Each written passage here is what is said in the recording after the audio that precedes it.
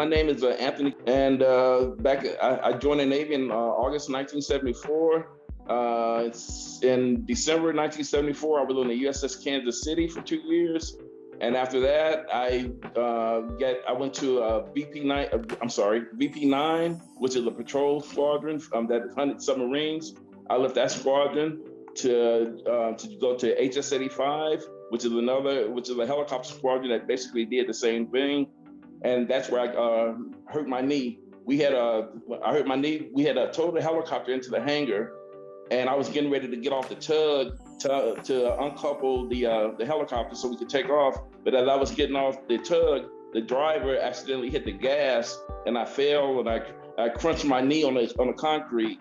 And after a double roll and change falling out of my pocket, I went back to work. And then probably about 3 days later, I had to run out to a helicopter, and the pilot had noticed that I was running with a limp.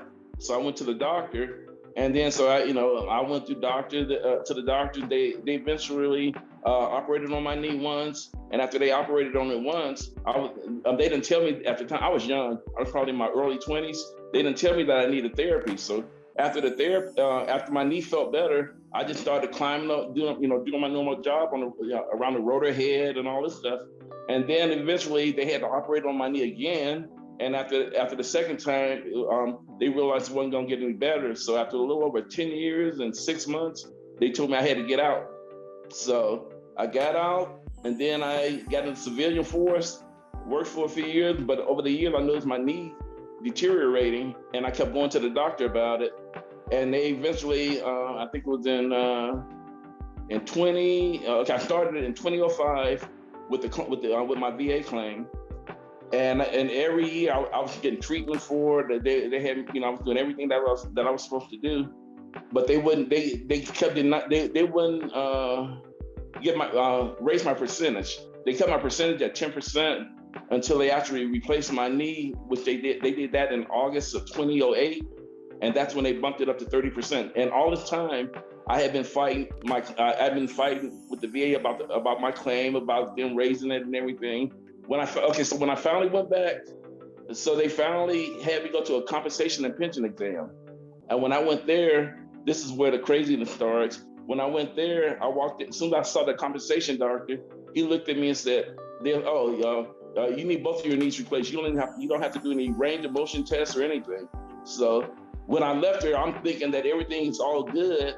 And then I get a letter from the VA saying that I went all these tests. I mean, the letter was so believable that if I hadn't been there, I would have believed it. But the doctor said I went through all these range of motion tests and all this stuff. And so when I finally explained all this to the VA, they said that I had an inadequate exam. And so I had to go through the same. So that's when the process started.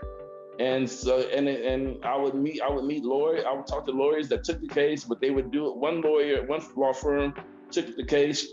All the lawyers that I had talked to, they were out of state.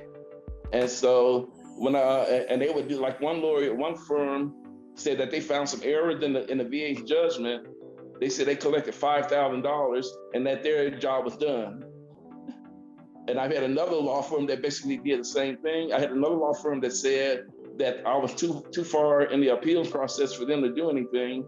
And this went on from up until I lived in Illinois. And when I moved to Vegas in September 2017, I had a claim going. It was still going on. So, and I think it was April or May of 2018, they denied it again.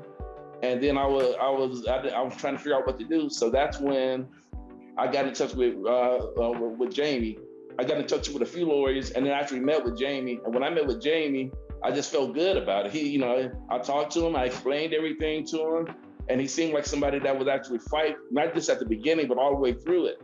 And honestly, that's what he's done. He's everything that he's made. He accomplished more in the years that I've known him than I did in almost 17 years dealing with the VA without having him. After they replaced my knee, I was at 30%, and they wouldn't raise it. I had my left knee was service connected. They were denying that. So after I got Jamie, I got my left knee is service connected now. My percentage went up from 30% to 100%. You know, everything he told me to do for the process, I listened to what he said and I followed it, and the results is that everything worked out, you know. The benefits of retroactive from 2005 minus the time that when they replaced my knee, I had a temporary 100% rating, and then in 2016 they had to go back into the same knee and replace the kneecap, and so then I had a temporary 100% rating for three months. So minus those times, that it's retroactive from 2005. Man, it means the world to me. I mean, my life has changed. You know, it's changed. I moved to Las Vegas in September 2017, and I was living in an apartment. Once last year, once my rating increased to 100%, in the end of the middle of September, I bought a condo because I had, I could do that. You know, my finances have gotten better. I'm getting ready to pay off a bunch of stuff. You know, so my life right now is, hey, it's great. I'm not gonna lie. But one thing I like about him is that whenever we were talking about doing something to go further, he already had another plan in his head that if this don't work, we're gonna do this, and that went up all the way until they actually approved it. And I was and it gave me the incentive, like, okay, I knew he was really working. In the past, the other attorneys I dealt with, I didn't feel like they were doing anything for me. Jamie fought for me. He fought with me. When the first time that he sent me a rough brief when he first started it, and it was about 37 pages.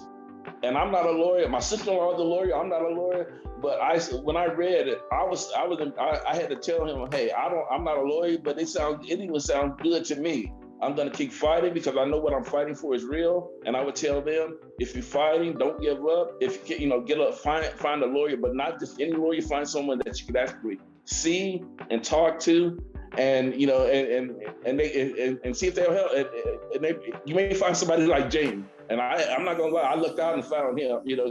And again, if you find somebody that's gonna fight with you, fight for you, and not just say I'm going to fight to a certain part and then you're on your own, which I experienced quite a few times.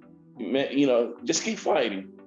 Because if you keep fighting and you have an attorney that's going to fight with you, I think you'll win.